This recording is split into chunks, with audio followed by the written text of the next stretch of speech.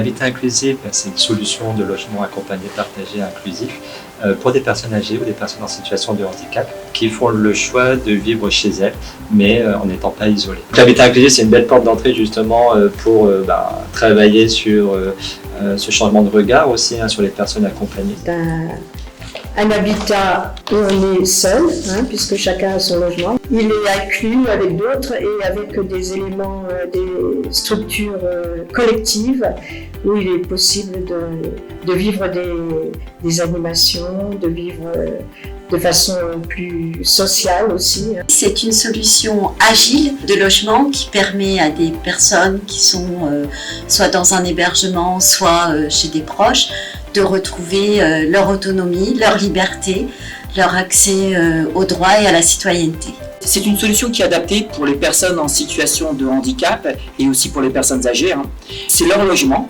Par contre, ils ont leur espace privatif avec des lieux où tout simplement ils ont une vie en communauté. Donc c'est une alternative à la vie à domicile, j'ai envie de dire seule, ou la vie tout simplement en établissement. Ce type d'habitat favorise le lien social. C'est un habitat qui est sécurisé, qui est accessible, accueillant.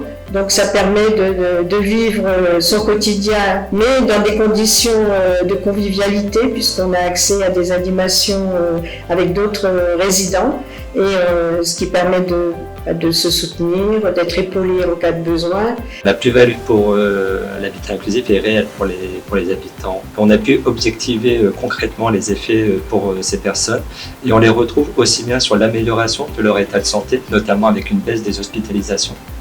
Puisque la plupart de ces personnes étaient souvent en institution à l'hôpital. On constate également une plus grande participation à la vie locale. Des personnes aussi qui développent davantage de liens entre elles.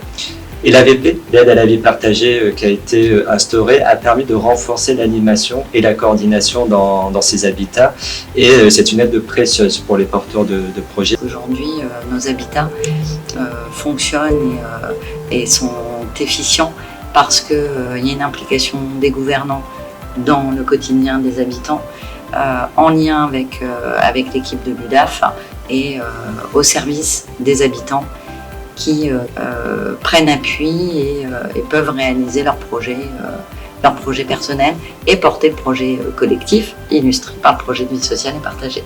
La plus-value, c'est qu'ils vont vivre dans leur propre logement. Par contre, on est quand même dans un endroit sécurisé. Ils bénéficient d'un accompagnement par les gouvernants, mais aussi par l'équipe de l'UDAF, dans le cadre tout simplement d'un projet de vie partagé. On est dans un type de logement un petit peu intermédiaire et on respecte vraiment leur projet de vie. La plus-value d'un tel dispositif, elle est d'abord sociale, puisque c'est l'accès aux droits, c'est la sortie d'un hébergement, ça peut être le retour du lien avec des proches qu'on a perdu de vue depuis très longtemps.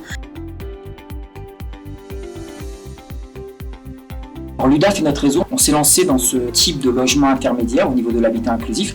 Alors la nécessité tout simplement d'un appel à projet via le conseil départemental et aussi la CNSA pour pouvoir développer ce type de logement sur tout le territoire de la Somme. Depuis 2020, nous avons progressivement déployé 2 habitats, puis en 2023 2 autres habitats. Aujourd'hui, nous permettons à 20 personnes d'avoir un logement dans un habitat partagé. L'idée était justement de recréer un cocon familial pour ces personnes en bénéficiant d'un accompagnement. Et donc à partir de cette initiative qui a essaimé au sein du réseau, on peut dire que le réseau a été précurseur de l'habitat inclusif avant sa reconnaissance avec la loi Elan. Aujourd'hui, c'est une activité importante au sein du réseau puisque 42 UDAF sont impliqués. Concrètement, on a 400 logements pour 1000 habitants. C'est la force du réseau. C'est aussi de savoir qu'on n'est pas seul. Parce que l'habitat inclusif, ça reste aussi une expérience un petit peu unique, innovante, qui nous sort nos pratiques habituelles. Le soutien de l'UNAF et du réseau des UDAF est essentiel. Le département a été assez précurseur puisqu'il était dans la phase starter en 2021 et depuis il a poursuivi son œuvre et toujours son engagement. Dans le département de la Somme, il y a 21 habitats inclusifs dont 12 sont déjà ouverts. Le département a inscrit dans son schéma des solidarités, il y a un axe important qui est qu'on doit favoriser la vie à domicile pour tous les publics. Et donc notre rôle, c'est d'accompagner, de soutenir les porteurs de projets qui se lancent dans cette aventure. Avec la CNSA, qui est notre grand partenaire, on soutient financièrement ce qu'on appelle l'aide à la vie partagée, le fameux AVP, mais aussi de l'ingénierie, de la pédagogie pour tous les porteurs de projets qui souhaiteraient se lancer dans ce type d'habitat inclusif.